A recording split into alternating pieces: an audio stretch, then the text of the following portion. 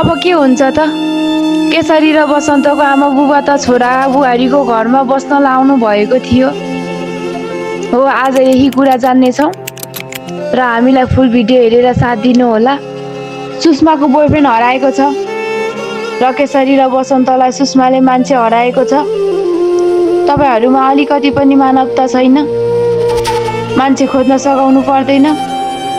तपाईहरु आफ्नो मोज मस्तीमा लाग्नु भएको छ भनेर भन्छिन् र आफ्नो बहिनीलाई राम्रोसँग सम्झाउँछिन् र बसन्तले पनि रोक्छन् आफ्नो बुढीलाई गाली नगर भनेर। केशरी सबैको भलो चाहने मान्छे, तर आज आफै अप्ठ्यारोमा परेकी छिन्। उनीहरूले धेरै सङ्घर्षको पछाडि विवाह त गरे, तर सन्तान भइरहेको छैन। तर त्यहीतर्फ महेशले मिसलाई आफ्नो बनाएर छोड्छु साथी त बन्यो, अब आफ्नो बनाउने छु भनेर लागि परेका छन् र उनी मिसकै घरमा बसेर आफ्नो बनाउन लागिरहेका छन्। र आजको भागमा भने केशरी र बसन्त धेरै खुसी छन्। आउने भागमा पनि यस्तै खुसी देखिरहन पाऊँ। आज यति भन्दै बिदा हुन चाहन्छु।